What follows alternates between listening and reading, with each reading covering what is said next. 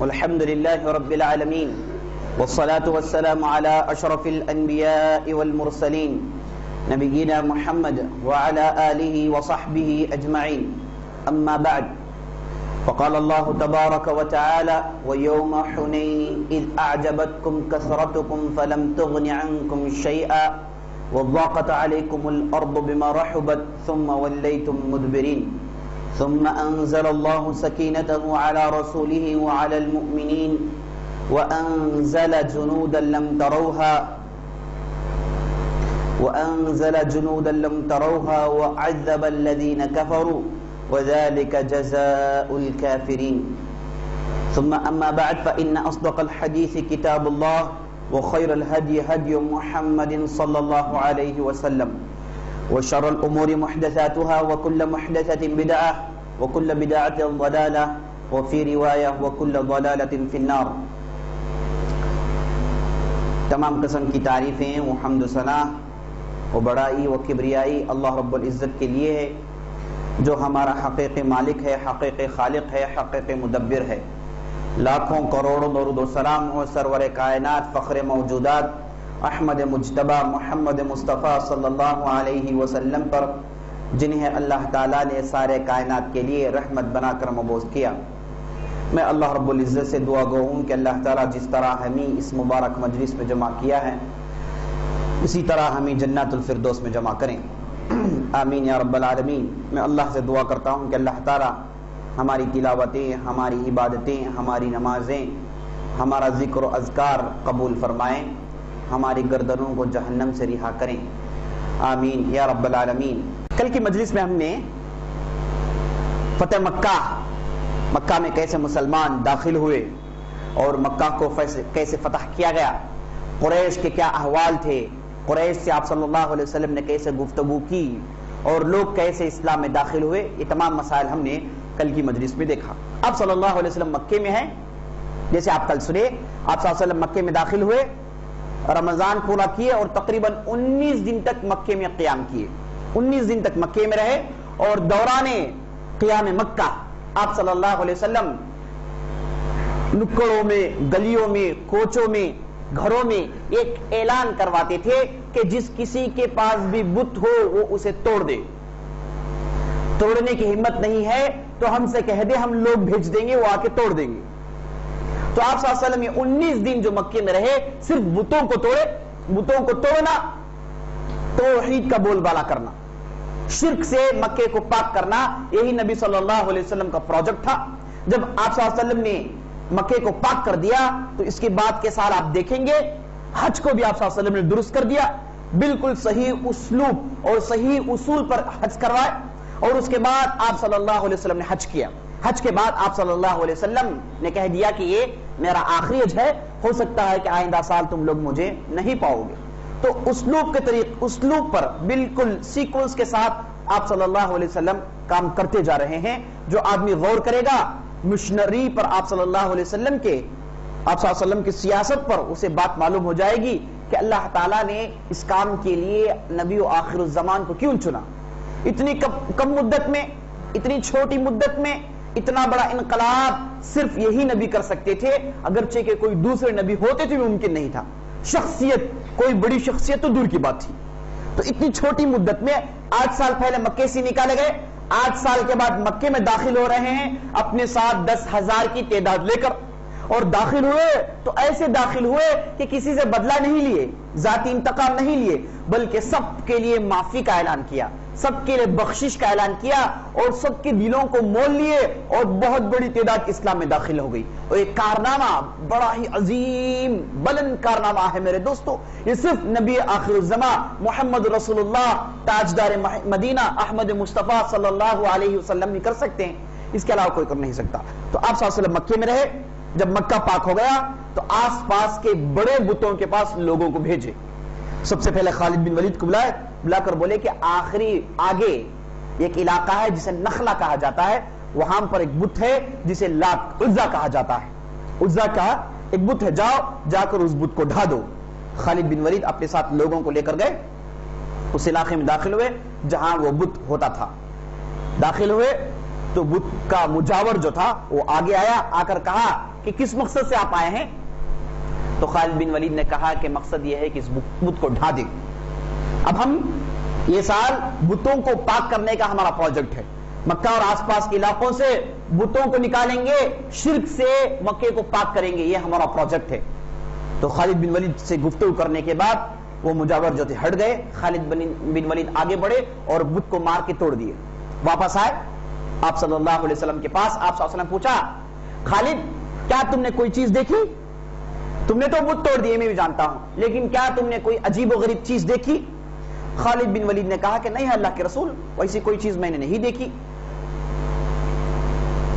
تو نبی صلی اللہ علیہ وسلم نے کہا کہ تم نے اصل بت کو توڑا نہیں ہے، جاؤ جا کر توڑ کر آؤ دوبارہ۔ خالد بن ولید پھر جاتے ہیں تو دیکھتے ہیں کہ جب وہ مندر کے قریب پہنچے تو ایک کالی ننگی عورت نکل کر بھاگ رہی ہے اور دوڑ رہی ہے۔ مجاور نے جیسے ہی اس عورت کو دیکھا چلا چلا کر یہ کہنا شروع کر دیا بھاگ جاؤ، جا کر اپنے آپ کو بچا لو۔ وہ ڈر گیا ہو۔ خالد بن ولید اس کے تعاقب میں گئے، پیچھے لگے اور اس کے بعد ایسی کاری ضرب لگائے جس کی وجہ سے اس کا جسم دو ٹکڑے ہو گیا۔ واپس آئے، آ کر نبی صلی اللہ علیہ وسلم سے پوچھے تو آپ صلی اللہ علیہ وسلم نے کہا اب تم نے عزا کو قتل کیا ہے۔ وہی عزا تھی، وہی عزا تھی۔ اصل میں عزا ایک بت کا نام ہے، کوئی تھا یا نہیں تھا نہیں معلوم، لیکن عام طور پر یہ جو جن ہوتے ہیں، یہ جو شیاطین ہوتے ہیں، لوگوں کو دھوکہ دینے کے لیے ان علاقوں میں آ کر بیٹھ جاتے ہیں۔ یہاں پر جب لوگ جاتے ہیں تو عجیب و غریب چیزیں دیکھتے ہیں، سمجھتے ہیں کہ یہ فلاں بت کے کرامات ہیں، فلاں چیز کی کرامات ہیں۔ لوگوں کو دھوکہ دینے کے لیے شیاطین جمع ہوتے تھے، اور آج بھی ہم دیکھتے ہیں ہمارے معاشرے میں، کہتے ہیں کہ فلاں جگہ جائیے تو آپ کے جسم میں شیطان آ جائے گا، شیطان حاوی ہو جائے گا، فلاں کو بیڑیاں ڈال دی جاتی ہیں۔ بیڑیاں تو بیڑیاں میرے دوستو دور کی بات، آپریشنز چلتے ہیں، آپریشنز باقاعدہ۔ اپولو ہاسپٹل میں ایسے آپریشن نہیں چلیں گے جو وہاں پر چلتے ہیں، جا کے لیٹ جائیں تو ان کا پیٹ چیر دیا جاتا ہے، پیٹ میں سے جو ہے ہتھوڑی، قینچیاں، بڑے بڑے چیزیں نکال کے بازو رکھ دیتے ہیں، کہتے ہیں کہ رات میں تمہارا آپریشن ہوا تھا، حضرت آئے تھے آپ کا آپریشن کیے تھے، یہ چیزیں جو آپ کے پیٹ سے نکلے ہیں۔ اتنی چیزیں اگر آدمی کے پیٹ میں اتنی چیزیں ہوں تو آدمی جو ہے کب کا مر جاتا، زندہ تھوڑی رہتا ہو۔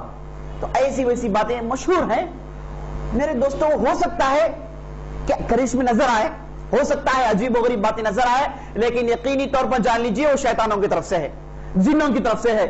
جن ایسے کاموں میں انسان کو بہت بہکاتے ہیں اور وہ ایسے کاموں کے ذریعے سے انسان کو اپنا غلام بنا لیتے ہیں، اور جن کو بعض فوائد ہیں جو صرف انسان ہی دے سکتا ہے، کوئی دوسرا دے نہیں سکتا، جن کو قابو کرنے کے لیے انسان کوشش کرتا ہے، اور ایک جن کا ایک انسان کے قابو میں آنا معمولی چیز نہیں ہے۔ وہ اس وقت قابو میں آتا ہے جب وہ انسان سے بہت سارے چیزیں کروا لیتا ہے، بہت سارے مانگے پیش کرتا ہے۔ جب انسان اسے کرتا ہے تو جن اس کی خدمت کرتا ہے، لیکن یہ جن جو شیاطین ہیں ہمیشہ نکمے ہیں، پورا کام نہیں کرتے، دھوکہ دیتے ہیں، اور جو جادوگر جس کے پیچھے پڑے ہوتے ہیں اسی جادوگر کو ان کے ہاتھوں سے قتل کر دیا جاتا ہے، یہی قتل کرنے والے ہوتے ہیں۔ تو شیاطین کی دنیا عجیب و غریب دنیا ہے میرے دوستوں، اسے سمجھنے کے لیے آدمی صرف اس وقت سمجھ سکتا ہے جب وہ جادوگری میں کودے، نعوذ باللہ، ایسے برائیاں کرے، اور اس کے باوجود بھی شیاطین کی تفاصیل نہیں جان سکتا۔ اب ہمارے معاشرے میں عام ہے کہ بعض لوگ کہتے ہیں کہ 50 لاکھ روپے مجھ پر جادو کر دیا جائے، اور دھڑلے سے کہتے ہیں۔ میں کہوں گا کہ دھڑلے سے آپ جادوگروں کے پاس کہنا چاہیے نا، عوام میں کرنے سے کیا مطلب؟ اور اس کے بعد مسئلہ یہ ہے کہ آپ کیسے ایک حرام چیز کروا سکتے ہیں؟ جادو کرنا حرام ہے، یہاں تک ہم حدیث میں سنتے ہیں، آپ صلی اللہ علیہ وسلم کہتے ہیں من اتى كاهنا او عرافا فصدق بما يقول فقد كفر بما انزل على محمد۔ اگر کوئی کاہن کے پاس آئے، عراف کے پاس آئے، جادوگر کے پاس آئے، فال دیکھنے والے کے پاس آئے، اور اس کی بات اس نے مان لی تو اس نے کفر کیا، کافر بن گیا ہو۔ اگر کوئی آدمی دیکھنے کے لیے جا کے بیٹھتا ہے تو اس کی 40 دن کی عبادتیں ختم۔ یعنی ایسی حرام چیز، بدترین حرام چیز، اور صرف اپنے دعوے کو ثابت کرنے کے لیے اس پر تحفہ رکھا جاتا ہے، اور اس کے بعد لوگوں سے کہا جاتا ہے کروا کر دکھاؤ۔ یہ بالکل گمراہی ہے میرے دوستو، گمراہی کی چوٹی ہے۔ ایسے اسلامی تعلیمات نہیں پھیلتے، ایسے دین کی باتیں نہیں پھیلائی جاتی، ہدایتیں ایسی نہیں پھیلائی جاتی، بلکہ یہ اپنے فخر اور اپنی تکبری کو ثابت کرنا چاہتے ہیں۔ لیکن ایسے شخص کو معلوم کر لینا چاہیے کہ وہ جادو کا دعویٰ کیا کرے گا جبکہ لوگ اس پر کب کا جادو کر چکے ہیں۔ یہی صحیح بات ہے، اللہ بہتر جانتا ہے. ٹھیک ہے، تو میرے دوستو یہ جو کالی ننگی جو شیاطین باہر آئی، اسے خالد بن ولید نے قتل کیا. اس کے بعد جا کے آپ صلی اللہ علیہ وسلم سے بتائے کہ اللہ کے رسول میں نے عجیب و غریب چیز دیکھی، یہ کالی ننگی عورت اٹھ کر بھاگ کر آئی، میں نے اس کے 2 ٹکڑے کر دیے. تو نبی صلی اللہ علیہ وسلم نے کہا وہی عزہ تھی، اب تم نے عزہ کو قتل کیا. اس کے بعد آپ صلی اللہ علیہ وسلم عمرو بن عاص کو بھیجے، ایک بدھ جس کا نام سوا تھا، جا کے قتل کرنے کے لیے. ادھر گئے تو مجاور نے روکا انہیں، کہا کہ نہیں تم قتل نہیں کر سکتے، اندر سے سوا باہر نکل کر آ کے تمہیں قتل کر دے گا، تم پر مار پڑ جائے گا، ہاتھ پڑ جائے گا، پریشانی ہوگی، تم ہرگز اس کے قریب مت جاؤ. عمرو بن عاص نے کہا کہ راستہ چھوڑتے ہو ورنہ کیا کریں تمہارے ساتھ. تو مجاور ہٹ گیا، آگے بڑھے، بڑی آسانی سے انہوں نے بت کو توڑ دی.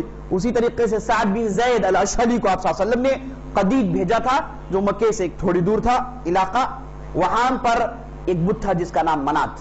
آپ صلی اللہ علیہ وسلم کے حکم پر سعد بن زید گئے، وہاں پر جا کے مجاور سے گفتگو کی. مجاور نے ڈرایا، دھمکایا، سب کچھ سنایا، لیکن سعد بن زید نے کہا کہ مجھے اللہ کے رسول نے بھیجا ہے، اللہ کی حفاظت میں ہوں، اگر تم ڈر رہے ہو تو ہٹ جاؤ، میرا راستہ چھوڑ دو، میں بتاتا ہوں کہ اس بت کے ساتھ کیا معاملہ کرنا چاہیے. اس کے بعد مجاور ہٹ گیا، آگے بڑھے تو دوبارہ دیکھ رہے ہیں کہ ایک ننگی عورت کالی اٹھ کر بھاگ رہی ہے.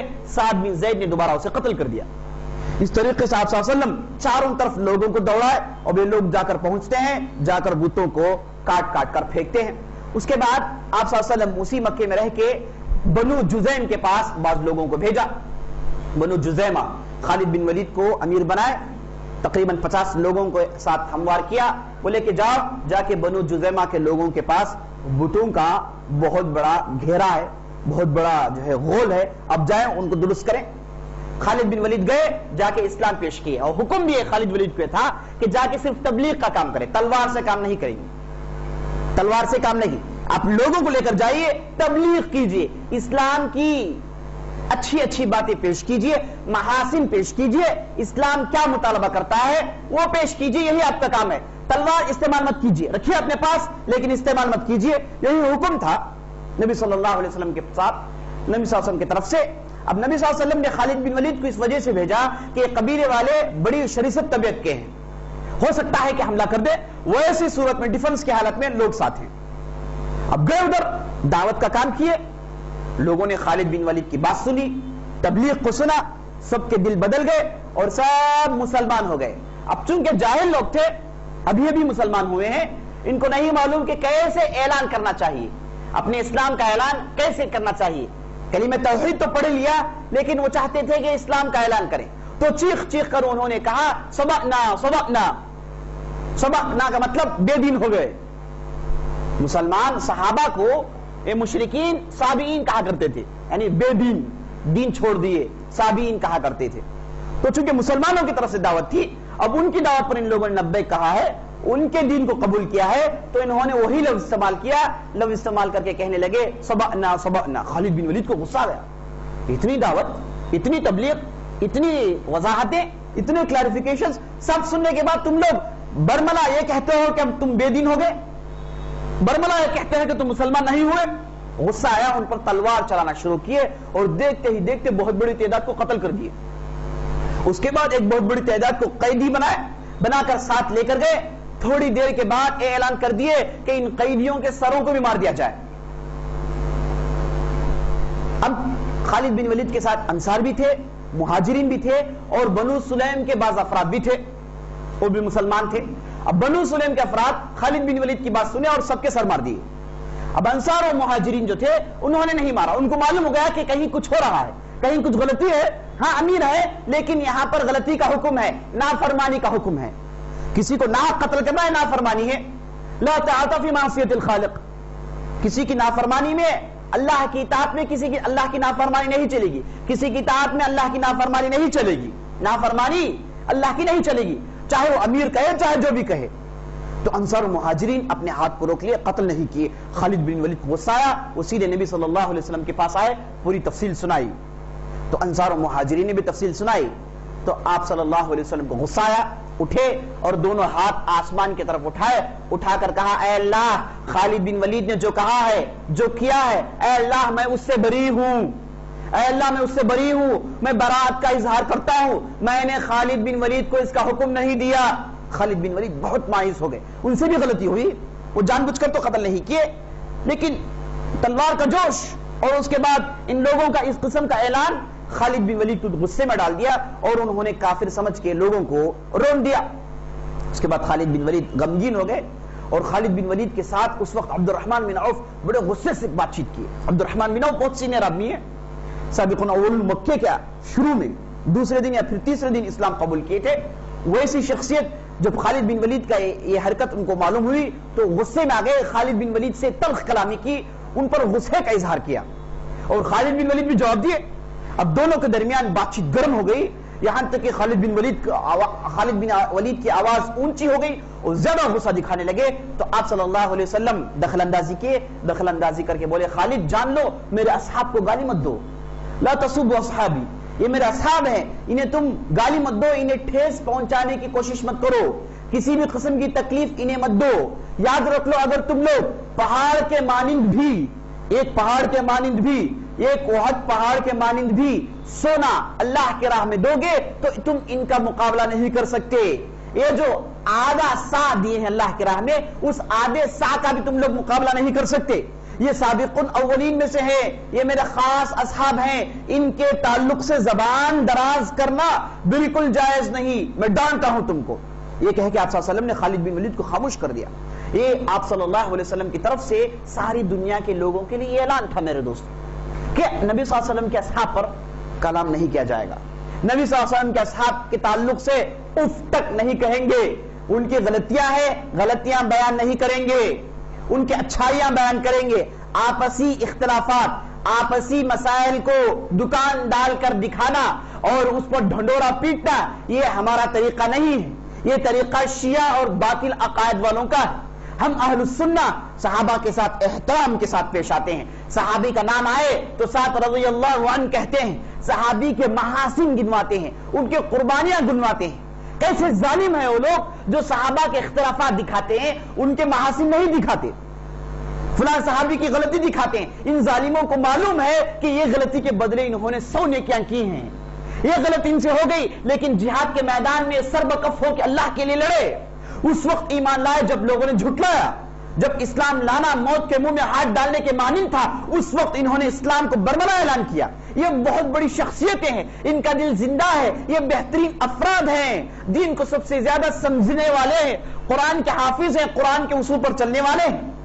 تو ظالم ہیں وہ لوگ، ظلم کرتے ہیں وہ لوگ جو نبی صلی اللہ علیہ وسلم کے اصحاب پر کلام کرتے ہیں، اور ان کا دین میرے دوستو نبی صلی اللہ علیہ وسلم کے تعلق سے اور ان کے اصحاب کے تعلق سے کفر بیان کرنا، ان کے اصحاب کو کافر ٹھہرانا، یہ ان کا دین ہے میرے دوستو۔ ابوبکر صدیق اور عمر بن خطاب کے تعلق سے گالیاں دینا ان کے پاس عبادت کے مانند ہے، ان کے بت بناتے ہیں اور ان بتوں پر تیر چباتے ہیں، مقصد یہ ہے کہ اذیت پہنچ جائے، اور مدینہ جاتے ہیں موقع ملے تو ان کے قبروں پر تھوکتے ہیں، صرف عداوت کا اظہار، عداوت کا اظہار، یہ عداوت، یہ بغض، یہ زہر یہودیوں نے ان کے پاس بھرا ہے۔ اور اسی لیے علامہ ابن تیمیہ نے کہا کہ یاد رکھ لو اگر شیعہ کو حکومت ملے تو زمین میں یہودیوں کو بھی حکومت ملے گی۔ بہترین بات کہا انہوں نے، بہترین بات کہی انہوں نے۔ وہ 700 کے ہجری کے عالم تھے، وہ کہتے ہیں کہ اگر زمین میں شیعہ کو حکومت مل جائے، ان کی کوئی بستی بن جائے، اے لوگوں یاد رکھنا یہود کے لیے بھی بستی بنے گی،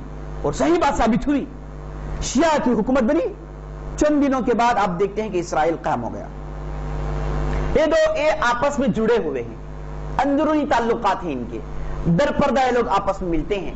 یہ شیعہ کو سنی کی عداوت میں بھر دیا، وہ سوچتے ہیں تو صرف سنی کی عداوت سوچتے ہیں۔ اب یہ یہود مطلب پرست دسیسہ کار لوگ اپنے مفاد کے لیے چاہے دنیا کے سب کو قتل کر دیں گے، اپنا مفاد ہو جائے کافی ہے، انسانوں کو قتل کرنا ان کے لیے کوئی موضوع ہی نہیں، وہ ساری دنیا میں اپنے آپ کو سب سے افضل سب سے بہتر سمجھتے ہیں میرے دوست۔ تو ان کی حکومت قائم ہوئی تو ان کی بھی حکومت قائم ہوئی۔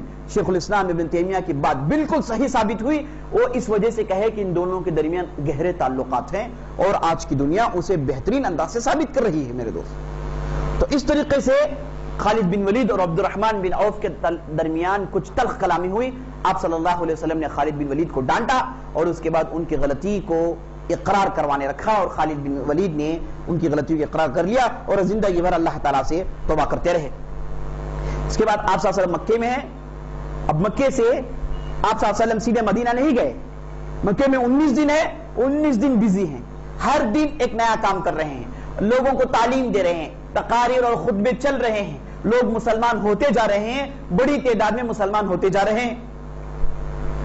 اب مکے میں جتنے بھی لوگ تھے اکثر و بیشتر مسلمان ہو گئے، لیکن مکے کے آس پاس علاقے، خاص طور پر طائف اور دوسرے علاقے کے جو بڑے بڑے قبائل تھے جیسے بنو حوازن ہے نا اور بنو ثقیف، یہ بڑے بڑے قبائل ہیں، ان کو بھی چاہیے تھا کہ مسلمان ہو جاتے، بہتر تھا، لیکن ان کو شیطان کی سوچی، انہوں نے کہا کہ ہم مسلمان نہیں ہوں گے۔ انہوں نے کہا کہ مکہ والوں نے لڑائی ٹھیک سے نہیں لڑی، وہ تو ہتھیار ڈال دیے، اگر نبی صلی اللہ علیہ وسلم کو، محمد کو ہم سے ٹکراؤ ہوتا ہم بتاتے کہ لڑائی کیسی ہوتی ہے۔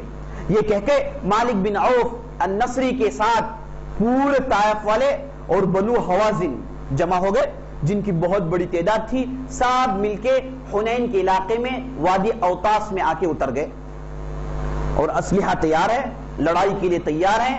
آپ صلی اللہ علیہ وسلم کو خبر ملتی ہے کہ اے نبی صلی اللہ علیہ وسلم، یہ لوگ بنو حوازن اور بنو ثقیف کے لوگ اور دوسرے قبائل کے لوگ جمع ہو گئے ہیں مکے میں چڑھائی چڑھانے کے لیے، مکے میں حملہ کرنے کے لیے۔ تو آپ صلی اللہ علیہ وسلم کو خبر ملتی ہے تو آپ صلی اللہ علیہ وسلم فوراً صحابہ میں اعلان کرتے ہیں کہ ہم کو کل حنین جانا ہے، لوگوں تیار ہو جاؤ۔ تو 10,000 آئے تھے نبی صلی اللہ علیہ وسلم کے ساتھ، سب تیار ہو جاتے ہیں، اس کے علاوہ مکے سے 2,000 لوگ تیار ہوتے ہیں، کل ملا کے 12,000 کی تعداد لے کے آپ صلی اللہ علیہ وسلم مکے سے نکلتے ہیں۔ نکلنے سے پہلے جاسوس دوڑاتے ہیں تاکہ پتہ لگائے کہ کون کون جمع ہے، کیسے کیسے لوگ جمع ہیں۔ اب ادھر ہوا ہے مالک بن عوف النصری، ایک مشہور شخصیت تھی بنو حوازن کے درمیان۔ یہ بنو حوازن میرے دوستوں وہ ہیں جو آج سعودی عرب، کویت وغیرہ میں ان کی بہت بڑی تعداد ہے، انہیں کو عتیبہ کہا جاتا ہے، انہیں کو فلان بن فلان عتیبی، یہی بنو حوازن کے ہیں، بنو حوازن کے لوگ۔ اور ثقفی بہت ہیں، بنو ثقیف کے لوگ طائف میں آج بھی بہت بڑی تعداد میں ہیں۔ تو یہ بنو ثقیف اور بنو حوازن کے لوگ جمع ہوئے اور ان کے درمیان مالک بن عوف کی اہمیت تھی، اسے امیر بنایا۔ امیر بنا کے مالک بن عوف نے اعلان کیا کہ لڑائی بڑی گھمسان کی ہوگی، خون ریز معرکہ ہوگا، اس لیے تم لوگ اپنے ساتھ جو بھی ہے سب کچھ لے کر آؤ، اور اس کے ساتھ اپنے ساتھ ساتھ اپنے بیویوں کو بھی لاؤ، اپنی عورتوں کو بھی لاؤ، اپنے بچوں کو بھی لاؤ، اپنے مویشی جانوروں کو بھی لاؤ، جو بھی تمہارے پاس مال ہے سب لے کر آؤ۔ اور بہترین صف بندی کی اس نے، پہلے لڑائی جنگجو لوگوں کو، اس کے بعد درمیانی، اس کے بعد پھر آخری حیثیت رکھنے والے، اس کے بعد پھر عورتوں کو، اس کے بعد پھر جانوروں کو، بہترین صف کی ترتیب دی مالک بن عوف نے۔ اور اس کے بعد لڑائی کے لیے تیار ہو گیا اور مسلمانوں سے پہلے اوتاس کے میدان میں پہنچ گیا، پہنچ کے ہر جگہ تیر اندازوں سے بھر دیا، اور یہ حکم تھا کہ جیسے مسلمان داخل ہو وادی میں تیر کی بارش برسائی جائے۔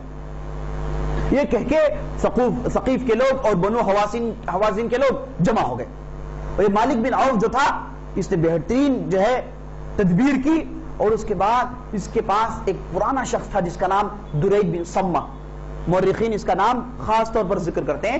درید بن سمہ ایک ایسا آدمی تھا جو جنگجو طبیعت کا تھا اور بوڑھا ہو چکا تھا، جنگی اصول کو بہترین انداز سے جانتا تھا۔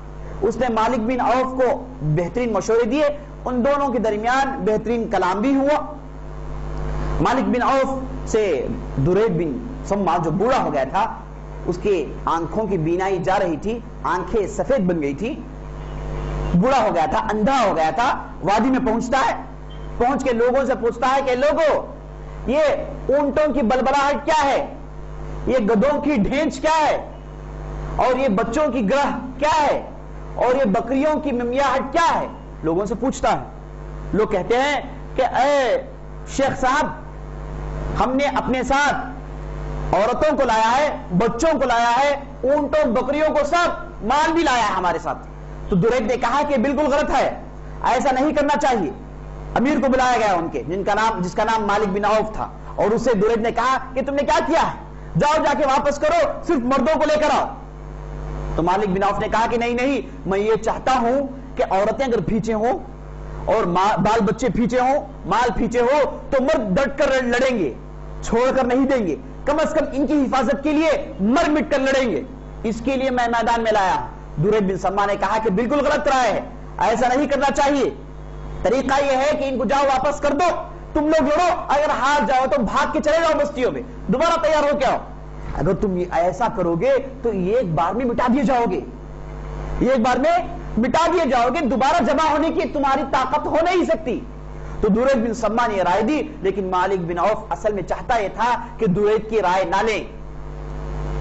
اگر لوگ یہ نہ کہیں کہ درید کی رائے کی وجہ سے جیت گئے، تو حسد کی وجہ سے مالک بن عوف نے درید کی رائے نہیں لی، جس کی وجہ سے اسے بہت بڑا نقصان اٹھانا پڑا۔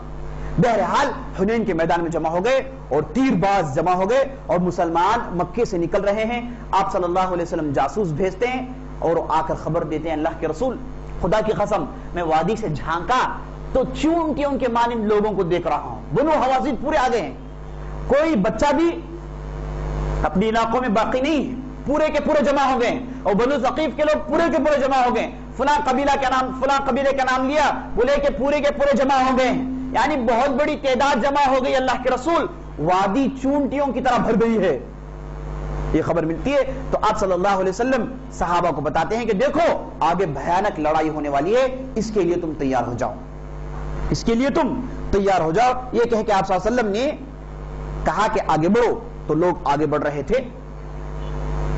جب آگے بڑھے تو کفار نے جاسوس بھیجے، مالک بن عوف نے بعض لوگوں کو بھیجا جاسوس کرنے کے لیے، وہ لوگ آئے جاسوسی کر رہے تھے، تو اچانک انہوں نے ایسے گھوڑے دیکھے جو سفید رنگ کے تھے، اور اس پر سفید لباس پہنے ہوئے لوگ بیٹھے تھے، وہ لوگ ان جاسوسوں پر ٹوٹ پڑے۔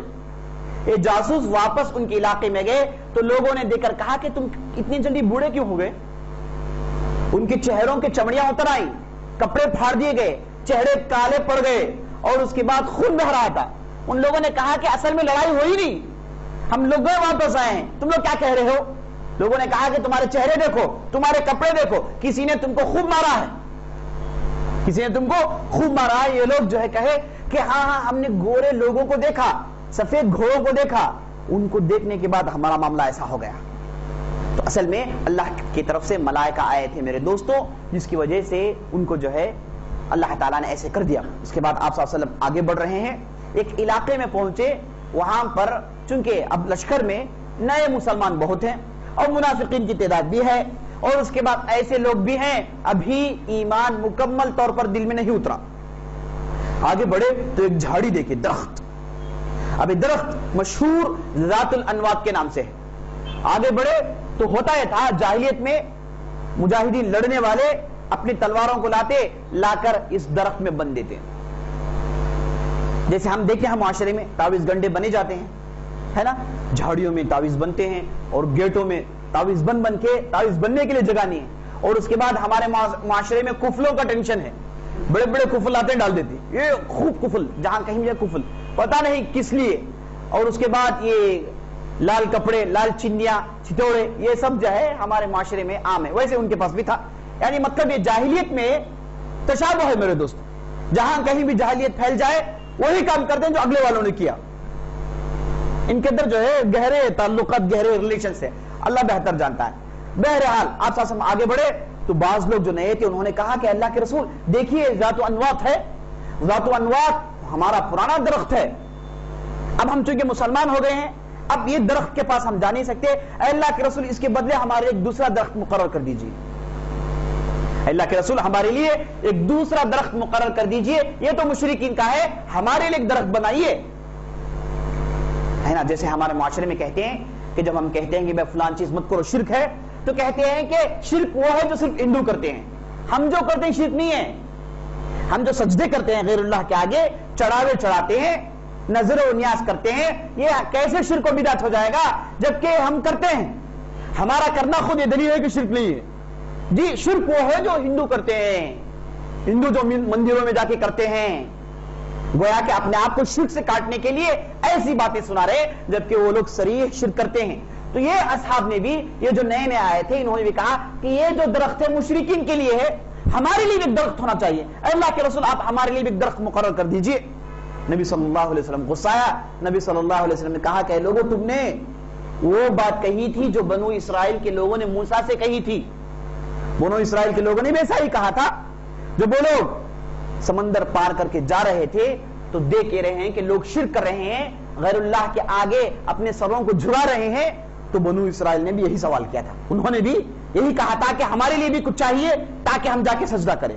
تو موسیٰ نے انہیں خوب ڈانٹا, بولے کہ ابھی ابھی آئے ہو, ابھی ابھی سب کچھ دیکھا تم نے, توحید کی بات سن سن کے تمہارے کانوں جو ہے سن پڑ گئے ہیں, تم مسلسل توحید کی بات سنتے آ رہے ہو اور پھر دوبارہ یہ غلطی کر رہے ہو. تو موسیٰ کو بہت غصہ آیا, آپ صلی اللہ علیہ وسلم کی بہت غصہ آیا. آپ صلی اللہ علیہ وسلم نے ڈانٹا اور لوگوں کو بتایا کہ شرک ہے, یہ جاہلیت ہے, اسے توڑنے کے لیے میں آیا ہوں. میری بعثت کا مقصد یہ ہے کہ ان چیزوں کو مٹاؤں میں. یہ چیزوں سے اسلام کا کوئی تعلق نہیں ہے, درخت ورخت کچھ بھی فائدہ نہیں پہنچا سکتے. تو آپ صلی اللہ علیہ وسلم تقریر کی, لوگوں کو سمجھایا, اس کے بعد وہ خاموش ہو گئے. آپ صلی اللہ علیہ وسلم آگے بڑھے تو یہ جو 12,000 کی جو تعداد تھی, اسے دیکھ کے جو نئے آئے تھے ان کی ایک تعداد نے کہا کہ ہماری اتنی بڑی تعداد ہے, ہم کو کوئی جیت نہیں سکتا, ہم کو کوئی ہرا نہیں سکتا, ہم مغلوب نہیں ہو سکتے, اتنی بڑی تعداد ہم ضرور غالب ہوں گے. بعض لوگوں نے فخر کا اعلان کیا, بعض لوگوں نے تکبری کا اظہار کیا. اس کے لیے اللہ تعالیٰ نے انہیں مزہ چکایا. ہوا یہ لوگ آگے بڑھ کے وادی میں جب داخل ہوئے تو اچانک اتنے تیر آئے کہ دیکھتے ہی دیکھتے آنن فانن ایک بہت بڑی تعداد موت کے گھاٹ اتار دی گئی. صحابہ نے بہت بڑی تعداد مر گئی. اور اس کے بعد ہوا یہ تیروں کی وجہ سے صفوف میں بھگدڑ مچ گئی, گہرا مچ گیا, ادھر ادھر لوگ بھاگنے لگے. اور 12,000 کی تعداد وادی میں ادھر ادھر بھاگنے لگی اور پورے کے پورے ٹولیوں کی شکل میں ادھر ادھر بھاگ رہے ہیں, کوئی جم کر نہیں کھڑا. یہاں تک کہا جاتا ہے آپ صلی اللہ علیہ وسلم کے ساتھ صرف 12 لوگ تھے. 12,000 کی تعداد کدھر ہے؟ اب جب بھگدڑ مچ گئی, لوگ ایسے بھاگے, آپ صلی اللہ علیہ وسلم کے ساتھ صرف 12 لوگ ہیں. اور بعض روایتوں میں آتا ہے کہ صرف 9 لوگ تھے, اور بعض روایتوں میں آتا ہے کہ صرف 7 لوگ تھے. اتنی چھوٹی تعداد آپ صلی اللہ علیہ وسلم کے ساتھ رہ گئی. اب اتنی چھوٹی تعداد میں آپ صلی اللہ علیہ وسلم کے ساتھ عباس ہیں, اور آپ صلی اللہ علیہ وسلم کے ساتھ ابو سفیان ہیں. ابو سفیان آپ صلی اللہ علیہ وسلم کے خچر کو پکڑے کھڑے ہیں, خچر کو بھاگنے نہیں دے رہے ہیں, اور پیچھے سے عباس کھڑے ہیں, اور نبی صلی اللہ علیہ وسلم یہ کہتے ہوئے آگے بڑھ رہے ہیں, لوگوں کو بلا رہے ہیں, انا ابن المطلب, انا نبی لا کذب, انا ابن عبد المطلب. لوگوں میں نبی ہوں, اس میں کوئی جھوٹ کی بات نہیں ہے, جھٹلانا نہیں ہے, میں نبی ہوں اور میں عبد المطلب کا لڑکا ہوں. عبد المطلب مشہور تھے, تو عبد المطلب کا نام لے کے یہ کہتے ہوئے آپ صلی اللہ علیہ وسلم اپنے خچر کو ایڑ دیے, آگے بڑھ رہے ہیں, یہ کہتے ہوئے جا رہے ہیں. اب مسلمانوں میں جو نئے تھے ان میں بعض لوگوں نے کہا کہ اب جادو ٹوٹ گیا, ان لوگوں نے کہا کہ اب جادو ٹوٹ گیا, اب حقیقت کیا ہے معلوم ہو گیا. ایسے بھی کہنے والے تھے. خاص طور پر ایک شخص جس کا نام حارث بن کلدہ, اس نے یہی کہا کہ اب جادو ٹوٹ گیا, یعنی گویا کہ یہ کہنا چاہتا تھا اتنے دن جادو چل رہا تھا, اب جادو ٹوٹ گیا, اس کے منہ سے کفر ظاہر ہو گیا. بہرحال آپ صلی اللہ علیہ وسلم ایسے نازک موقع پر, بڑے ہی نازک ترین موقع پر آپ صلی اللہ علیہ وسلم اور چند اصحاب ڈٹے رہے, اور آپ صلی اللہ علیہ وسلم نے عباس سے کہا کہ عباس آواز لگاؤ, پکارو لوگوں کو. عباس چونکہ تڑنگے آدمی تھے, آواز ان کی اونچی تھی, وہ خچر پر کھڑے ہو گئے اور چیخنے لگے. لوگوں سے کہا کہ اے رضوان والو, اے بیت رضوان والو, اے درخت والو, یا اہل الشجرہ, یا اہل بیعت رضوان, آگے آؤ, دیکھو ادھر نبی ہے. یہ چیخ چیخ کر اپنی اونچی آواز تک کو دور تک پہنچا رہے تھے. تو جو لوگ بھاگ گئے تھے صحابہ, انہوں نے جب آواز سنی تو واپس آنے لگے. انس بن مالک کہتے ہیں کہ دیکھتے ہی دیکھتے بہت بڑی تعداد آپ صلی اللہ علیہ وسلم کے پاس جمع ہو گئی, اور اس کے بعد پھر تھوڑی لمحے میں, تھوڑے وقفے میں صفوف تیار ہو گئے, لوگ دوبارہ جمع ہو گئے. اللہ تعالیٰ کی طرف سے مدد تھی, اور اس کے بعد گھمسان کی لڑائی دوبارہ شروع ہوئی. پہلے تکبری کا مزہ چکا دیا گیا, دیکھو تم سے بہت بڑی تعداد ہے لیکن ٹک نہیں سکتے جب تک اللہ کی مدد نہ آئے, جب تک اللہ کا حکم نہ آئے تم لوگ میدان میں ٹک نہیں سکتے, یہ بتانا تھا ان نئے لوگوں کو. اور اس کے بعد ان کے چہروں سے بھی بے نقاب, ان کے چہروں سے بھی نقاب اتارنا تھا جن کے دل میں کفر تھا, جن کے دل میں ابھی ایمان نہیں بیٹھا تھا. اسی لیے آپ صلی اللہ علیہ وسلم اس کے بعد مال غنیمت میں ان کو بڑا حصہ دیتے ہیں تاکہ دل میں ایمان بیٹھ جائے. اس کے بعد دوبارہ جمع ہوئے، گھمسان کی لڑائی لڑی گئی، دھوان دھار لڑائی لڑی گئی، اور صحابہ ڈٹے رہے، داد شجاعت دی۔ اس موقع پر اللہ تعالیٰ قرآن میں کہتا ہے وَيَوْمَ حُنَيْنٍ إِذْ أَعْجَبَتْكُمْ كَثْرَتُكُمْ فَلَمْ تُغْنِ عَنْكُمْ شَيْئًا وَضَاقَتْ عَلَيْكُمُ الْأَرْضُ بِمَا رَحُبَتْ ثُمَّ وَلَّيْتُمْ مُدْبِرِينَ ثُمَّ أَنزَلَ اللَّهُ سَكِينَتَهُ عَلَى رَسُولِهِ وَعَلَى الْمُؤْمِنِينَ وَأَنزَلَ جُنُودًا لَمْ تَرَوْهَا وَعَذَّبَ الَّذِينَ كَفَرُوا وَذَلِكَ جَزَاءُ الْكَافِرِينَ۔ لوگوں یوم حنین کو یاد کرو، حنین کے دن کو یاد کرو۔ اذ اعجبتکم کثرتکم، جب تمہیں تمہاری یہ بڑی تعداد نے دھوکے میں ڈال دیا، تم نے اپنے آپ کو یہ سمجھ لیا کہ اتنی بڑی تعداد ہے تو ضرور جیت ہماری ہے۔ اس غفلت میں تم پڑ گئے تھے، یاد کرو اس دن کو۔ اتنی بڑی تعداد نے فلم تغن عنکم شیئا، یہ تعداد نے تم کو کچھ بھی فائدہ نہیں پہنچایا۔ مسلمان جب بھی لڑتے ہیں تعداد کے بنیاد پر نہیں لڑتے، ان کی لڑائی ایمان کے بنیاد پر ہوتی ہے، ان کی لڑائی خوف خدا کے بنیاد پر ہوتی ہے۔ وہ لڑتے ہیں تو جنت کے لیے لڑتے ہیں، دنیا کے لیے نہیں لڑتے۔ یہ مسلمان یہی اصول پر اگر عمل کر لیں میرے دوستو، اللہ تعالیٰ انہیں ایسی جیت دے گا، ایسی جیت دے گا، ساری دنیا کے لوگ اش اش کرتے رہ جائیں گے۔ شرط یہ ہے کہ یہ ایمان پیدا کرے۔ اس کے بعد اللہ کہتا ہے وَضَاقَتْ عَلَيْهِمُ الْأَرْضُ بِمَا رَحُبَتْ، اتنی بڑی تعداد تھی، حنین کے دن ان کے پیر ہل گئے، قدم اکھیڑ دیے گئے، اور اس کے بعد ان کے دل سنگ ہو گئے، ان کے دل تنگ ہو گئے، اور اس کے بعد تم لوگ پیٹ پھیر کر بھاگ چکے تھے۔ مسلمانوں کو دیکھ کر کہتا ہے اللہ تعالیٰ تم لوگ پیٹ پھیر کر بھاگ چکے تھے، بھاگ گئے، ثم ولیتم مدبرین، پیٹ دکھا کر تم لوگ بھاگ گئے تھے۔ ثم انزل اللہ، اس کے بعد اللہ تعالیٰ نے اپنی سکینت نازل کی، رحم برکت نازل کی اس کے رسول پر اور مومنین پر۔ اس کے بعد ایک ایسی لشکر نازل کی جسے تم لوگوں نے نہیں دیکھے، جسے تمہارے نظروں سے نہیں دیکھ سکے، وہ ایسے لشکر کو اللہ نے آسمان سے نازل کیا، اور اس کے بعد اللہ تعالیٰ نے اس لشکر کے ذریعے سے یہ سکینت نازل ہونے کے بعد جو مومنین ٹکے رہے ان کے ذریعے سے کفار کو ایسا عذاب دیا، اور کفار کے لیے ہمیشہ کے لیے عذاب ہے۔ تو یہ آیت کے ذریعے سے اللہ تعالیٰ یوم حنین کو یاد دلاتا ہے، انہیں حنین کے دن کو یاد دلاتا ہے۔ اس کے بعد آپ صلی اللہ علیہ وسلم آگے بڑھے، لڑائی گھمسان کی ہوئی، اس وقت آپ صلی اللہ علیہ وسلم یہ کہتے رہے حمیت الوطیس، اب چولہا جلا دیا گیا ہے، اب چولہا جلا دیا گیا ہے۔ یہ کہہ کے صحابہ ایسے داد شجاعت دی تھوڑی دیر کے لیے، صرف ایک پہر کی لڑائی تھی، یہ پورے کے پورے کفار ڈر کر بھاگنے لگے، پسپا ہو گئے، ان کے قدم اکھیڑ دیے گئے اور وادیوں میں بھاگنے لگے۔ ان کے تین گروپ ہو گئے، یہ جو کفار تھے ان کے تین گروپ ہو گئے، ایک گروپ نخلا کی طرف بھاگ گئی، ایک گروپ اوطاس کی طرف بھاگ گئی، ایک گروپ طائف کی طرف بھاگ گئی۔ آپ صلی اللہ علیہ وسلم نے ابو عامر الاشعری کو بلا کر بولے کہ نخلا والوں کا تعاقب کرو۔ وہ چند لوگوں کو لے کے نخلا والوں کے پیچھے گئے، جا کے دیکھے تو ادھر درید بن سما تھا، بوڑھا آدمی درید بن سما بیٹھا ہوا تھا، تو اسے ابو عامر الاشعری نے قتل کیا، اس کے بعد انہیں بھی قتل کر دیا گیا۔ اس کے بعد خالد بن ولید اوطاس کے پاس گئے، وہاں پر جو بھی تھے انہوں نے پسپا کیا، انہیں اور دور بھگا دیا، جو بھی بچے انہیں قید کر لیا گیا۔ اس کے بعد آپ صلی اللہ علیہ وسلم طائف کی طرف آگے بڑھنے کے لیے ایک بہت بڑی تعداد لے کر آتے ہیں۔ معلوم ہوا کہ طائف کی طرف آگے بڑھنے والوں میں مالک بن عوف النصری ہے، اور بڑے بڑے لوگ ہیں، بنو ثقیف کی بہت بڑی تعداد، بنو حوازن کی بہت بڑی تعداد طائف کی طرف بھاگ گئی ہے۔ تو آپ صلی اللہ علیہ وسلم آئے، تھوڑی دیر کے لیے رک گئے، جو بھی مال غنیمت تھا جمایا گیا۔ اب مال غنیمت کیا ہے میرے دوستو؟ مال غنیمت میں ایک سمندر آیا تھا مسلمانوں کو، بہت بڑی بڑی چیزیں آئی تھی۔ کہا جاتا ہے کہ اس لڑائی میں، اس میدان میں، اوطاس کے اس میدان میں 6000 قیدی، 20 پر 4000 اونٹ، 40000 بکریاں، 1,60,000 درہم، اور قیدی انگنت دوسرے قسم کے لوگ اور دوسری چیزیں انگنت ملی۔ بہت بڑا مال غنیمت مسلمانوں کا کھاتا ہے۔ آپ صلی اللہ علیہ وسلم آگے بڑھے، لوگوں سے کہا کہ اسے ادھر ہی رکھو، ابھی تقسیم نہیں کریں گے، ابھی مال غنیمت تقسیم نہیں کریں گے، ادھر ہی ڈال دو، ہم آگے بڑھ کے طائف پہنچیں گے۔ تو جب آپ صلی اللہ علیہ وسلم آگے بڑھ رہے تھے تو دیکھ رہے ہیں کہ بنو سعد کے بھی بعض افراد ہیں، خاص طور پر ان میں ایک عورت ہے جو ان لوگوں کے ساتھ بھگ رہی۔ آگے بڑھے تو اس عورت کو پکڑ لیا گیا۔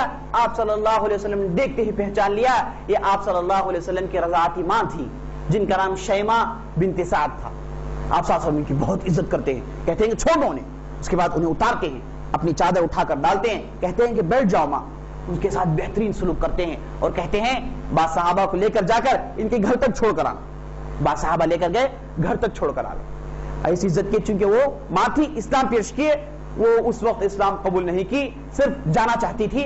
تو نبی صلی اللہ علیہ وسلم نے بعض صحابہ کے ذریعے سے انہیں ان کے گھر میں پہنچا دیا. اس کے بعد آپ صلی اللہ علیہ وسلم آگے بڑھے, خالد بن ولید کو بلا کر بولے کہ تم ان راستوں سے جاؤ تو ایک وادی لیا, ایک علاقہ آئے گا, اس علاقے میں ایک قلعہ ان کا مضبوط ہے, اس قلعے کو توڑاؤ, اور اس کے بعد تم آ کے مجھے وہاں پر ملنا, طائف کے اہم قلعے کے پاس مل جانا. تو خالد بن ولید لوگوں کو لے کر گئے اور قلعہ توڑے اور سیدھے طائف کے قلعے کے پاس پہنچ گئے. اس کے بعد آپ صلی اللہ علیہ وسلم بہت بڑی تعداد لے کے طائف کے قلعے کے پاس پہنچ گئے. اب طائف کا جو قلعہ مضبوط قلعہ تھا, اس کے اندر بنو حوازن کے لوگ ہیں اور بہت بڑی تعداد ان کی ہے. اور اس کے بعد یہ اندر داخل ہو کے ایسا محاصرہ مسلمانوں نے کیا کہ یہ اندر 1 سال کا راشن لے کر چلے گئے. اندر یہ لوگ اپنے لیے 1 سال کا راشن, پانی کا انتظام, کھانے پینے کا پورا مکمل انتظام تھا. اندر گئے, دروازے بند کر لیے اور اوپر سے تیر برسا رہے ہیں, اور مسلمان تقریباً 40 دن تک باہر پڑے, تکلیف جھیل رہے تھے, کوشش کر رہے ہیں لیکن ممکن نہیں, بڑے مضبوط قلعے تھے. تو آپ صلی اللہ علیہ وسلم نے کہا کہ لڑائی روکو, منجنیق لاؤ. منجنیق ایک مشین ہے جس میں بڑے بڑے پتھر پھینکتے ہیں. منجنیق لائے گئے اور اس پر رکھے پتھر پھینکے گئے, جس کے ذریعے سے قلعے کی دیواروں کو توڑ دیا گیا. شگاف پڑ گئے, اس میں سے بھی داخل ہونے کی کوشش کی, لیکن کفار بڑے زیرک تھے, ان لوگوں نے جم کے حملہ کیا, مسلمان پیچھے آنا پڑا. اور اس کے بعد آپ صلی اللہ علیہ وسلم آگے بڑھ کے اعلان کیے کہ تمہارے اندر جو غلام ہیں وہ لوگ آ جائیں تو سب کو میں ابھی رہا کر دیتا ہوں. غلام ہمیشہ رہا ہونا چاہتے ہیں, تو آپ صلی اللہ علیہ وسلم نے کہا کہ سب میرے پاس آ جائیں گے, میں سب کو رہا کر دیتا ہوں.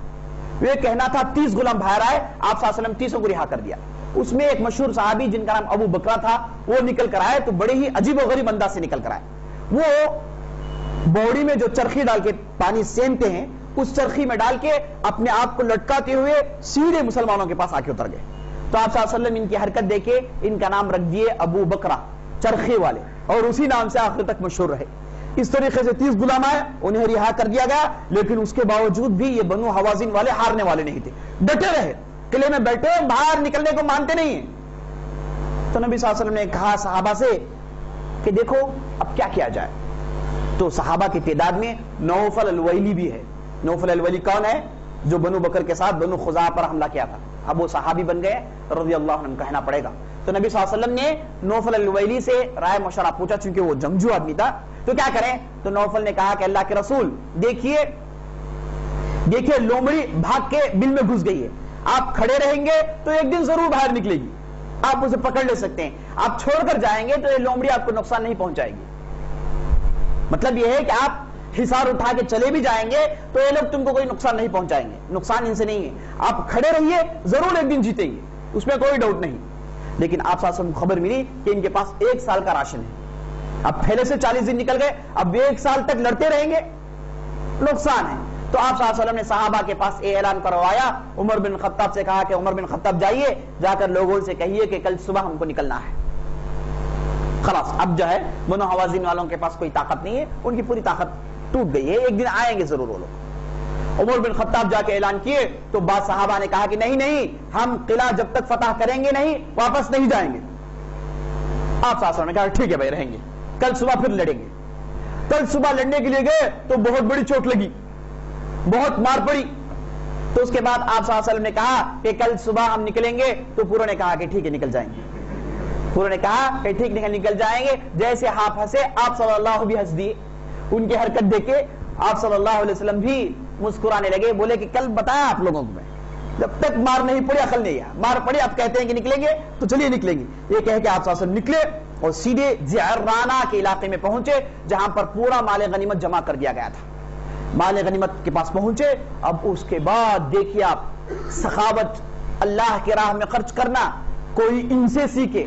میں پوچھتا ہوں حاتم کہاں ہے جس کی سخاوت مشہور ہے؟ اب آ کے دیکھیں سخاوت کسے کہتے ہیں, اللہ کے راہ میں دینا کسے کہتے ہیں, اب دیکھا جائے. آپ صلی اللہ علیہ وسلم ٹھہر گئے ایک درخت کے نیچے, اب اس کے بعد دے رہے ہیں. سب سے پہلے ابو سفیان کو بلا کر بولے کہ 100 اونٹ لے لو اور 6 کلو چاندی لے لو. ابو سفیان نے کہا کہ میرا بیٹا ہے جس کا نام یزید ہے. آپ صلی اللہ علیہ وسلم نے کہا کہ اسے بھی 6 کلو دیجئے اور 700 اونٹ دیجئے. اس کے بعد ابو سفیان نے کہا کہ میرا چھوٹا بیٹا جس کا نام معاویہ وہ بھی مسلمان ہو چکا ہے. نبی صلی اللہ علیہ وسلم نے کہا کہ اسے بھی 100 اونٹ دیجئے, اسے بھی 6 کلو چاندی دیجئے. سفیان لے کے تھک گئے اور پیچھے ہٹ گئے. اس کے بعد آپ صلی اللہ علیہ وسلم حکیم بن حزام کو بلا کر بولے ان کو 100 اونٹ دو بھائی, 100 اونٹ دیجئے گے. حکیم بن حزام نے کہا کہ اور 100 اونٹ ہو تو بہت اچھا ہوگا. بولے کہ اور 100 اونٹ دو. اس کے بعد نبی صلی اللہ علیہ وسلم نے حکیم بن حزام سے کہا کہ حکیم میری ایک نصیحت سن لو, میری ایک نصیحت سن لو, اگر کوئی چیز تمہیں مل ڈھونڈ کر آئے تو لے لو, یہ پوچھنا اچھی بات نہیں ہے. تو حکیم بن حزام کے دل میں بات مشتر کی طرح اتر گئی. انہوں نے کہا خدا کی قسم آج کے بعد کسی سے پوچھوں گا نہیں, آج کے بعد کسی سے نہیں پوچھوں گا. 200 اونٹ لیے نکل گئے اور زندگی بھر کسی سے نہیں پوچھے, زندگی بھر کسی سے جو وعدہ کیے نا اس پر عمل کیے. اس کے بعد عمرو بن عاص آئے. اس کے بعد صفوان بن امیہ جو یمن سے جدہ سے یمن جانا چاہ رہا تھا وہ مسلمان ہو گئے. آگے صفوان بن امیہ کو بلایا. آپ صلی اللہ علیہ وسلم ان کے نام گنوا رہے ہیں اور ان کے تعلق سے اور میدان میں معلوم ہو گیا تھا کہ ایمان ان کے دل میں کتنا ہے. انہی لوگوں کو مؤلفۃ القلوب کہا جاتا ہے میرے دوست, انہی لوگوں کو والمؤلفۃ القلوب جو قرآن میں کہا گیا, جن کے دل ابھی پختہ نہیں ہوئے, جن کے دل ابھی پختہ نہیں ہوئے, ابھی ایمان کچا ہے. تو آپ صلی اللہ علیہ وسلم میں مال دے رہے ہیں تاکہ ان کا ایمان پختہ ہو جائے. ان کی مثال ایسی ہے کہ ایک بکری ہے, بکری کو آپ بلائیں گے تو بکری نہیں آتی ہے, تو آپ بکری کے لیے کیا کریں, ایک ہریالی اٹھا کے دکھائیں, آ جاؤ بھائی, تو بکری دوڑ کر آئے گی. سیدھے لے کے جائیے اندر پنجرے میں ڈال دیجیے, خلاص آپ کا کام ختم. بعض بکریاں بھاگ کر آ گئی, بعض بکریاں نہیں آئیں. تو آپ صلی اللہ علیہ وسلم جانتے تھے کہ ان بکریوں کو کیسے پکڑے, تو ان کے دل جوڑنے کے لیے آپ صلی اللہ علیہ وسلم خود دیے, صفوان بن امیہ کا نام لے کر بلائے. وہ آئے تو بولے کہ 100 اونٹ دو. انہوں نے کہا کہ اور چاہیے, بولے کہ اور دو. انہوں نے کہا اور چاہیے, بولے کہ اور دو. انہوں نے کہا اور چاہیے, بولے کہ اور دو. صفوان نے اب پوچھتا رہوں گا پورا دے دیں گے, پوچھتا رہوں گا تو پورا دے دیں گے. یہ کہے کہ 400 اونٹ لے کے پیچھے چلے گئے. اس کے بعد آپ صلی اللہ علیہ وسلم قبائل کے سردار کو بلا رہے ہیں, سب سے کہہ رہے ہیں ان کو 100 اونٹ دو, ان کو 500 بکریاں دو, ان کو اتنا چاندی دو, اتنے درہم دو. تو اس کے بعد زید بن ثابت کو بلائے. آپ صلی اللہ علیہ وسلم نے کہا کہ حساب نکالو ہم نے کتنا دیا ہے آج. تو ایوریج نکالے. زید بن ثابت حساب کتاب میں ماہر آدمی ہے, حساب کتاب میں عجیب و غریب ملکہ تھا. تھوڑی دیر میں آ کے بولے اللہ کے رسول ایوریج یہ ہے کہ آپ آج اس مجلس میں ٹھہر کے ہر آدمی کو ایوریج 4 اونٹ دیے ہیں اور ایوریج 10 بکریاں دی ہیں, اور کم از کم ہر آدمی کو 4-5 درہم تو آپ نے دیا ہے ایوریج. اس کے بعد آپ صلی اللہ علیہ وسلم دیتے رہے یہاں تک کہ آپ صلی اللہ علیہ وسلم کے پاس پورا مال تھا, ختم ہو گیا. اس کے بعد اور بددعا ہے, آ کر آپ صلی اللہ علیہ وسلم کا گریبان پکڑ کے کھینچ رہے گے, بولے کہ محمد اور دو, اے محمد اور دو. تو نبی صلی اللہ علیہ وسلم نے کہا کہ خدا کی قسم اگر اس جیسے میرے پاس اور وادیاں ہوتے اور وادیوں میں مال بھرا پڑا ہوتا, سب نکال کے میں تمہارے لیے دے دیتا, سب نکال کے میں تمہارے لیے دیتا. اے لوگ ہٹ جاؤ, میرے پاس نہیں ہے. یہ کہہ کے آپ صلی اللہ علیہ وسلم نے اپنے گریبان, اپنی کپڑا اٹھا کر دے دیا, اپنے چادر اٹھا کر دے دی. اس کے بعد آگے بڑھ کے ایک اون پر ہاتھ رکھے اور ایک چٹکی بھر بال نکالے. بال نکال کر بولے اے لوگوں دیکھ لو, یہ چٹکی بھر جو بال ہے یہی میرے حصے میں آیا ہے, میرے حصے میں جو کمانڈر ہوں, میرے لیے خمس ہے. خمس مانا کیا ہے, 1/5, جتنا بھی مال آئے گا اس میں 1/5 میرے لیے.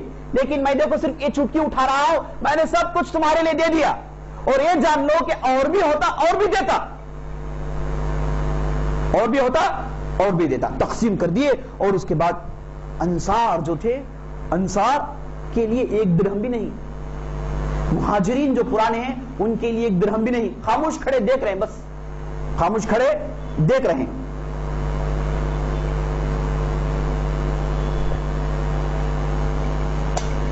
مہاجرین قدامہ ابوبکر صدیق, عمر بن خطاب, عبد الرحمن بن عوف, طلحہ, جو بڑے بڑے ہیں وہ خاموش ہیں. معلوم ہے کہ نبی صلی اللہ علیہ وسلم کر رہے ہیں تو صحیح کر رہے ہیں, جو بھی ہو رہا ہے صحیح ہو رہا ہے. لیکن انصار جو تھے نرم دل لوگ تھے, ان کے دل میں بات اتر گئی. وہ آپس میں کسر پسر کرنے لگے. بولے کہ نبی صلی اللہ علیہ وسلم نے اتنا دیا ہے لیکن ہمارے لیے 1 درہم بھی نہیں, 1 اونٹی بھی نہیں. نبی صلی اللہ علیہ وسلم اب مکہ میں رہنے کا پروگرام بنا رہے ہیں. ان کے درمیان یہ چہم گویاں شروع ہو جاتی ہیں. اتنے میں ایک صحابی جن کا نام سعد بن عبادہ تھا, وہ آ کر کہتے ہیں کہ اللہ کے رسول, لوگوں میں باتیں چل رہی, انصار یہ کہہ رہے ہیں, میں آپ کے سامنے پیش کرنا چاہتا ہوں. انہوں نے پوری بات پیش کر دی. آپ صلی اللہ علیہ وسلم سننے کے بعد سعد بن عبادہ سے پوچھے, اے سعد تمہاری رائے کیا ہے؟ تو سعد بن عبادہ نے کہا اللہ کے رسول میں بھی انصار میں سے ہوں, میں بھی انصار میں سے ہوں اور میری بھی یہی رائے ہے. تو آپ صلی اللہ علیہ وسلم نے کہا کہ جاؤ جا کے انہیں ایک ٹینٹ میں جمع کرو. گئے پورے انصار کو لے کر آئے, ایک ٹینٹ میں جمع کر دیے. بعض مہاجرین آئے, انہیں لے لیا گیا. اس کے بعد پھر لوگ آئے, ان سے کہہ دیا کہ جاؤ جاؤ واپس بعد میں آؤ, انہیں بھیج دیا گیا. تو جم گئی. آ کر صاحب بن عبادہ نے کہا اللہ کے رسول ایک بہت بڑی تعداد جمع ہو گئی ہے, لہٰذا آپ آ سکتے ہیں.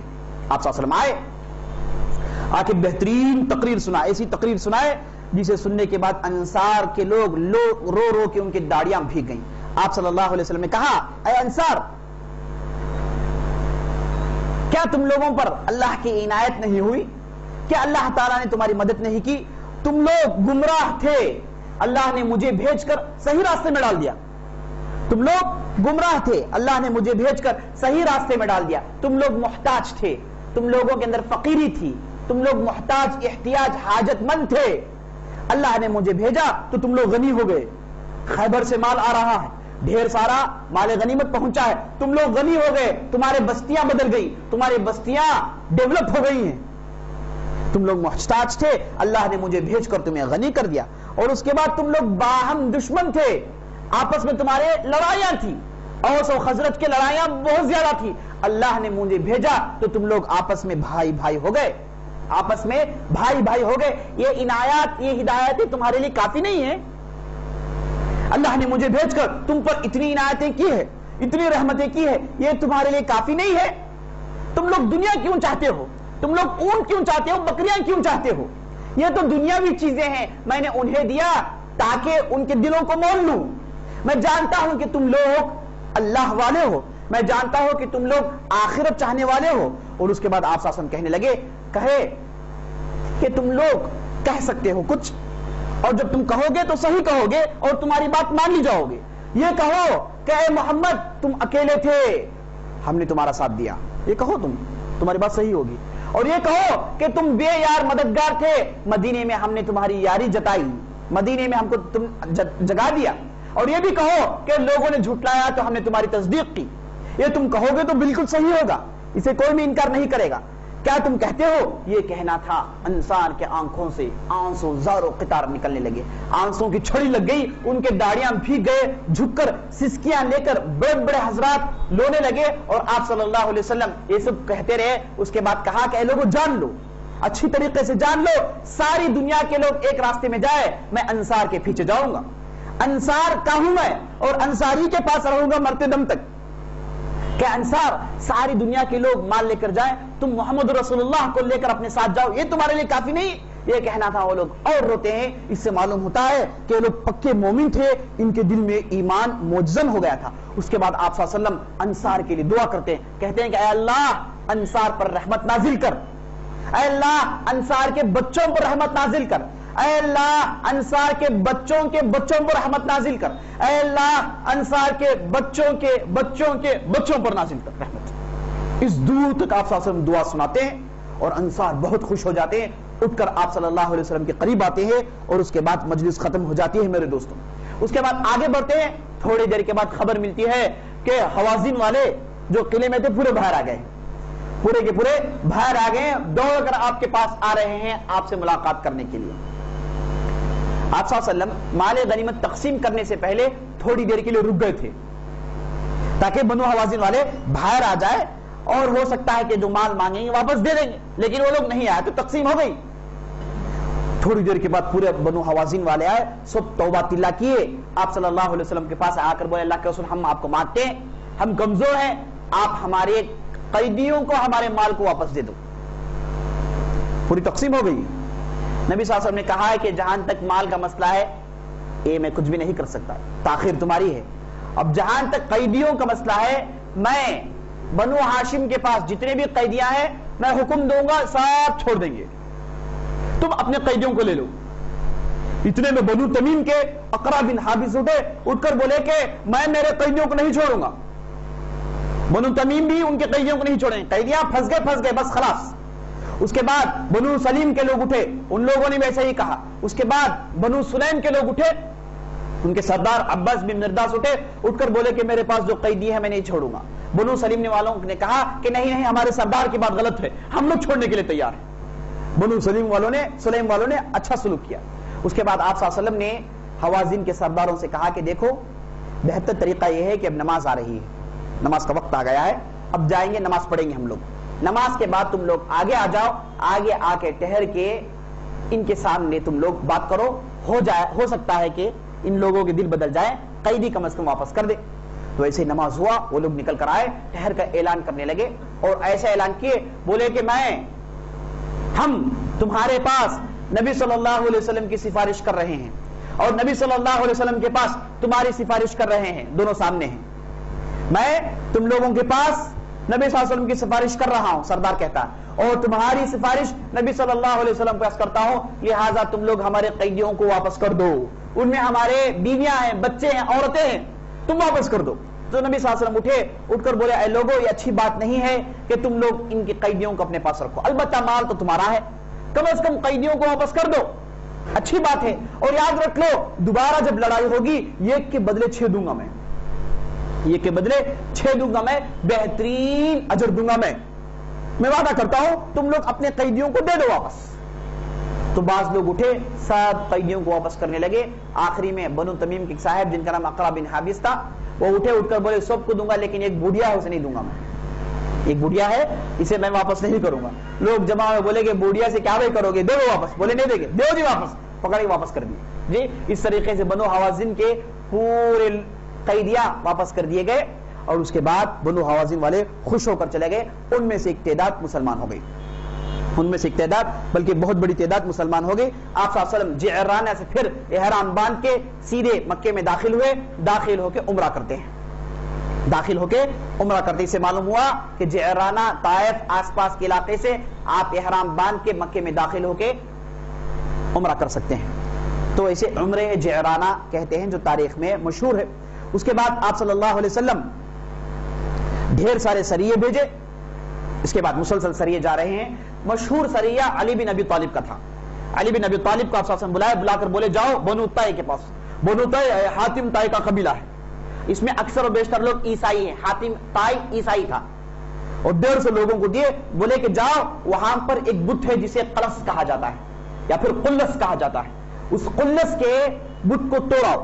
یہ کہہ کہ علی بن ابی طالب کو آپ صلی اللہ علیہ وسلم ذمہ داری دیتے ہیں، علی بن ابی طالب اپنے لوگوں کو لے کے سیدھے داخل ہوتے ہیں، بت کے پاس جاتے ہیں، وہاں کے لوگ چھڑپتے ہیں، جسے بڑی آسانی سے علی بن ابی طالب نے کنارہ کر دیا، اس کے بعد سیدھے داخل ہوئے، قلس کے بت کو توڑ دیے، قلس کی بت کو توڑ دیے، واپس آئے تو بہت سارے لوگوں کو قید کیے، انہیں لے کر آئے، تو ان میں جو قیدی آئے تھے ان میں حاتم طائی کی لڑکی تھی، حاتم طائی کی لڑکی تھی، اور حاتم طائی کا بیٹا جس کا نام عدی بن حاتم، جو آگے چل کے مسلمان ہوئے، یہ بھاگ گئے تھے، شام بھاگ گئے تھے۔ یہ جو ان کی بہن تھی جو بوڑھی تھی اسے چھوڑ کر چلے گئے، یہ بوڑھی بہن کو لے کے علی بن ابی طالب مدینہ پہنچتے ہیں، آپ صلی اللہ علیہ وسلم کے سامنے ٹھہرا دیتے ہیں، وہ بنو طے کے لوگ جمع ہیں، آپ صلی اللہ علیہ وسلم سب کو باندھ دیتے ہیں، اور سب سے کہتے ہیں کہ جاؤ کسی کو لے کر آؤ، فدیہ لے کے ہم واپس کر دیں گے۔ بعض لوگ فدیہ لائے، چلے گئے۔ آپ صلی اللہ علیہ وسلم اس بوڑھیا کے پاس پہنچے جو حاتم طائی کی لڑکی تھی، بوڑھیا کے پاس پہنچے، پہنچ کر بولے کہ تمہاری حالت کیسی ہے؟ اس بوڑھیا نے کہا کہ اے اللہ کے رسول محمد، میرے پاس میرے والد تھے جو گزر گئے، میرا ایک بھائی ہے جو اللہ اور اللہ کے رسول سے بھاگ گیا، ڈر کے بھاگ گیا، اب میں اکیلی عورت ہوں، میں کسی کی خدمت نہیں کر سکتی، میں بہت ناتوان ہوں، میں خدمت کرنے کی طاقت نہیں رکھتی، اے اللہ کے رسول آپ مجھے چھوڑ دیجئے، میں چلی جاتی ہوں۔ آپ صلی اللہ علیہ وسلم پوری بات سنے، آگے بڑھ گئے۔ دوسرے دن آئے، پھر وہی سوال کیے، تو اس بڑھیا نے وہی جوابات دیے، آپ صلی اللہ علیہ وسلم پھر آگے بڑھ گئے۔ تیسرے دن آئے، پھر وہی سوال کیے، اس بڑھیا نے وہی جوابات دیے، آپ صلی اللہ علیہ وسلم پھر آگے بڑھ گئے۔ پھر چوتھے دن آئے، چوتھے دن آ کے بولے کیا تمہارا بھائی آ سکتا ہے، عدی بن حاتم آ سکتا ہے؟ تو اس بڑھیا نے کہا اللہ کے رسول وہ تو بھاگ گیا، آ نہیں سکتا، آپ مجھے چھوڑ دیجئے، رونے لگی۔ تو آپ صلی اللہ علیہ وسلم نے کہا کہ ٹھیک ہے تم جا سکتی ہو۔ پھر چیز علی تھے، علی نے کہا کہ ایک سواری پوچھ لو، علی نے کہا کہ ایک سواری پوچھ لو۔ عورت آگے بڑھی، بولی کہ اللہ کے رسول ایک سواری چاہیے، حکم دیے کہ ایک اونٹنی دے دی جائے۔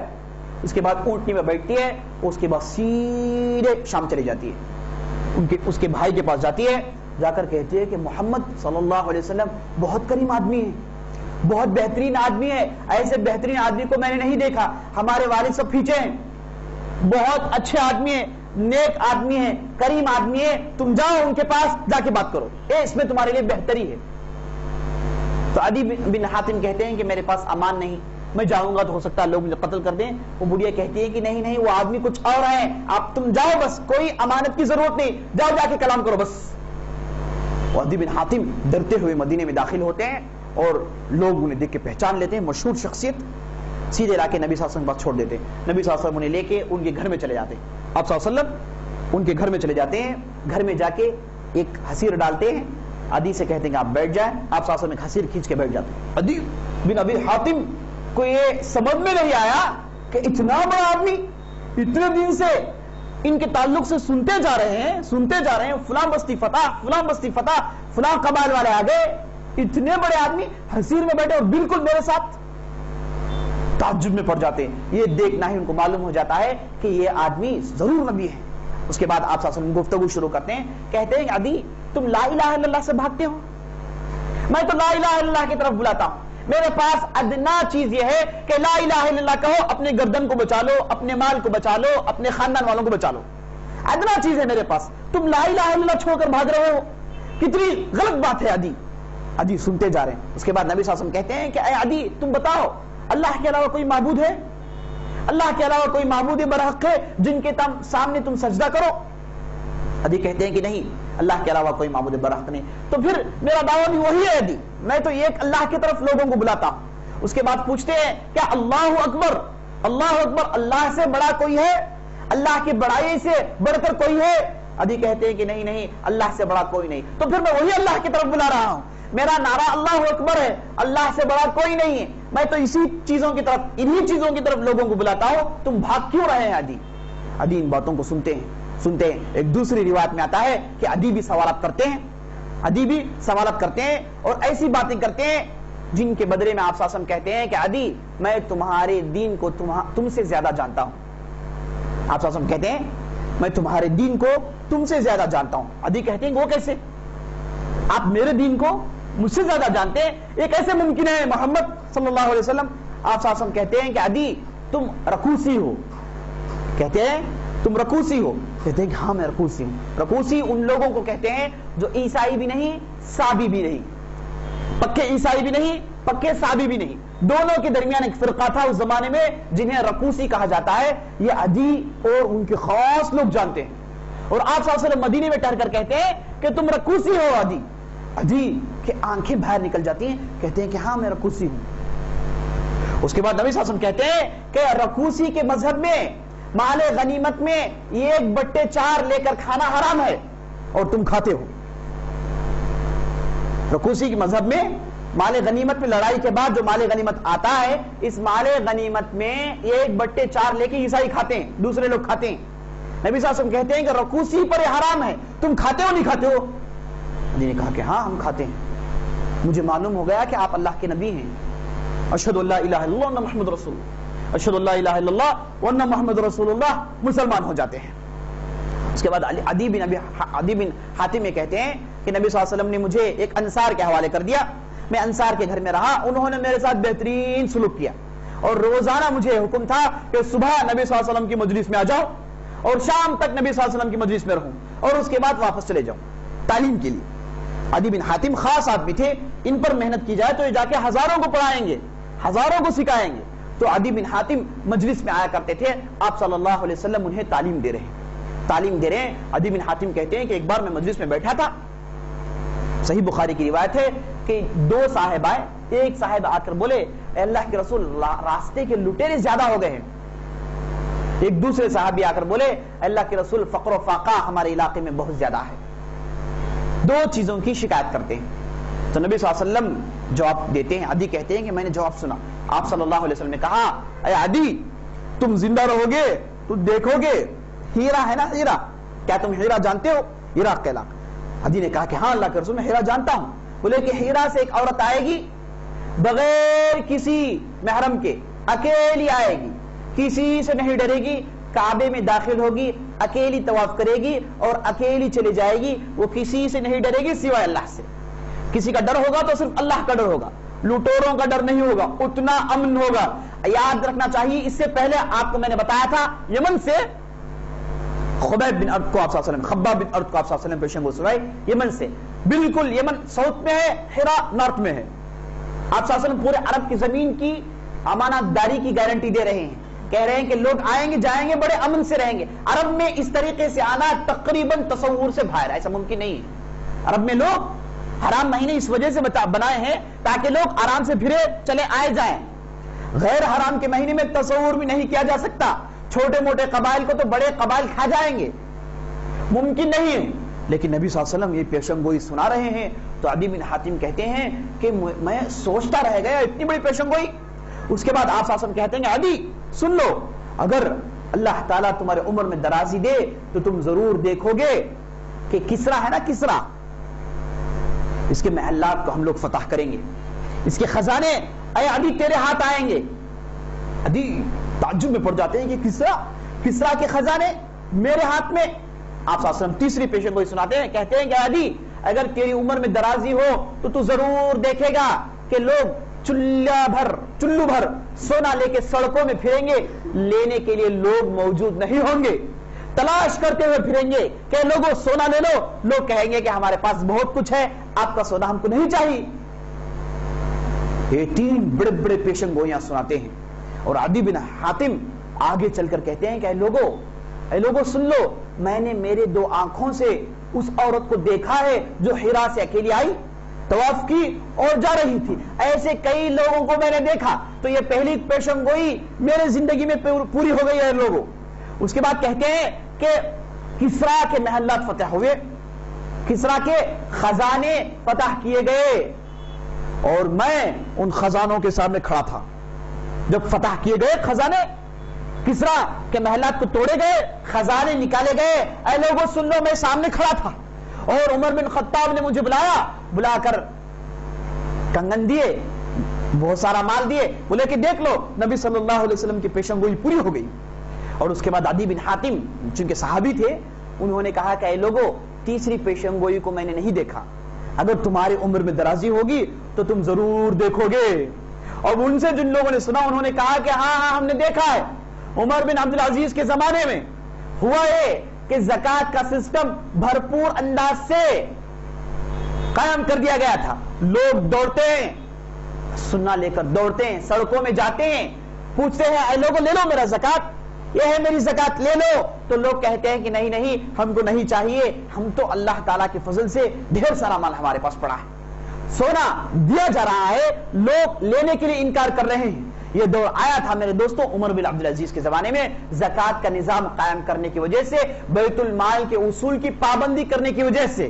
یہ جو بیت المال ہے بہت بڑی نعمت ہے میرے دوست، یہ جو بیت المال ہے بہت بڑی نعمت ہے۔ ہم مسلمانوں نے اسے چھوڑ دیا تو مسلمان گئے بینکوں کے چکر میں پڑ گئے، بیت المال ہم نے چھوڑ دیا تو دنیا میں یہودیوں نے بینکوں کو لایا، اور بینکوں کے ذریعے سے دنیا کو لوٹتے ہیں، بینک میں سود کا نظام قائم کیے ہیں۔ اب ساری دنیا کو یہ بینکوں نے اپنے شکنجے میں لے رکھا ہے، ساری دنیا ان کے سامنے فقیری اور فاقہ کشی کا اظہار کرتی ہے، ساری دنیا کو یہ اپنے دو ہاتھوں سے پکڑ رکھے ہیں، یہ بینک کی وجہ سے، یہ بینکوں کی وجہ سے، یہ سود کے نظام کی وجہ سے، یہ انٹرسٹ سسٹم کی وجہ سے۔ میرے دوستو اسلام ہمیں بیت المال کا نظام دیتا ہے، اسلام یہ کہتا ہے کہ 2.5% لاؤ، سالانہ اس بیت المال میں ڈال دو، زکوٰۃ اس بیت المال کے لیے دو، اپنا مال خرچ کرنا ہے تو بیت المال کے لیے دو۔